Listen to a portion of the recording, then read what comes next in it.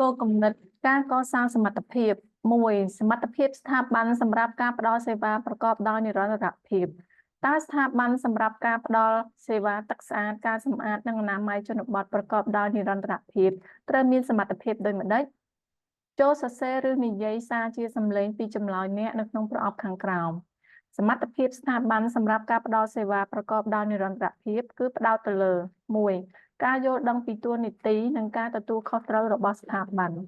ការកំណត់តួនាទីស្ថាប័ននៅក្នុងវិស័យផ្គត់ផ្គង់ទឹកស្អាតការសម្អាតនិងអនាម័យជនបទការកំណត់នៅទំនួលខុសត្រូវសំខាន់ៗសម្រាប់ការផ្តល់សេវាប្រកបដោយនិរន្តរភាព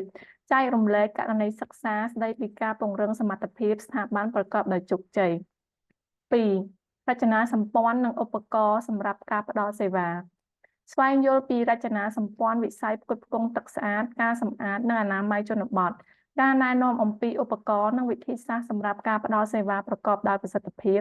ការពិភាក្សាជាក្រុមលើបញ្ហាប្រឈមនិងឱកាសដែលមានស្រាប់3ការបណ្ដុះបណ្ដាលនិងការលើកទឹកចិត្តរៀបចំកម្មវិធីបណ្ដុះបណ្ដាលប្រកបដោយប្រសិទ្ធភាពសម្រាប់មន្ត្រីនិងជនបង្គោលទឹកស្អាតការសម្អាតនិងអនាម័យជនបទពិភាក្សាអំពីវិធីសាស្ត្រលើកទឹកចិត្តសម្រាប់ការលើកកម្ពស់ការអនុវត្តទឹកស្អាតការសម្អាតនិងអនាម័យជនបទបង្កើតកម្មវិធីផ្លាស់ប្ដូរបទពិសោធន៍ផ្ដល់ប័ណ្ណសរសើរនិងសម្ភារៈ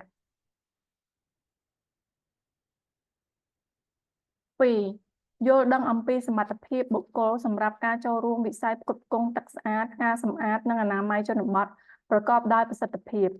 តើបុគ្គលិករបស់ស្ថាប័នជំនាញក្នុងវិស័យផ្គត់ផ្គង់ទឹកស្អាតការសម្អាតនិងអនាម័យជនបទត្រូវមានសមត្ថភាពអ្វីខ្លះសម្រាប់ចូលរួមក្នុងវិស័យប្រកបដោយប្រសិទ្ធភាពសូមសរសេរឬនិយាយសារជាសំឡេងពីចម្លើយរបស់អ្នកក្នុងប្រអប់ខាងក្រោមសមត្ថភាពបុគ្គលសម្រាប់ការចូលរួមប្រកបដោយប្រសិទ្ធភាព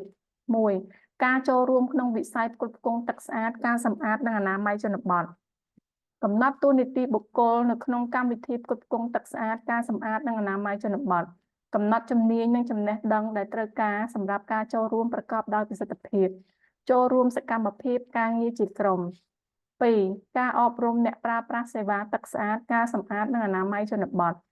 បុគ្គលិកមានសិទ្ធិទទួលបានការបណ្ដុះបណ្ដាលកម្មវិធីទាក់ទងទៅនឹងទឹកស្អាតការសម្អាតនិងអនាម័យជនបទយល់ដឹងអំពីសិទ្ធិនិងការទទួលខុសត្រូវ3ការទំនាក់ទំនងនិងកិច្ចសហប្រតិបត្តិការប្រកបដោយប្រសិទ្ធភាពបង្កើនជំនាញទាក់ទងសម្រាប់ការចូលរួមកិច្ចប្រជុំស្តីពីការបង្កើតយុទ្ធសាស្ត្រសម្រាប់កិច្ចខិតខំប្រឹងប្រែងរួមគ្នាក្នុងវិស័យផ្គត់ផ្គង់ទឹកស្អាតការសម្អាតនិងអនាម័យជនបទការពិភាក្សាជាក្រុមលើការអនុវត្តកម្មវិធីផ្គត់ផ្គង់ទឹកស្អាតការសម្អាតនិងអនាម័យជនបទដោយមានការចូលរួមប្រកបដោយប្រសិទ្ធភាពនិងបរិយាបន្ន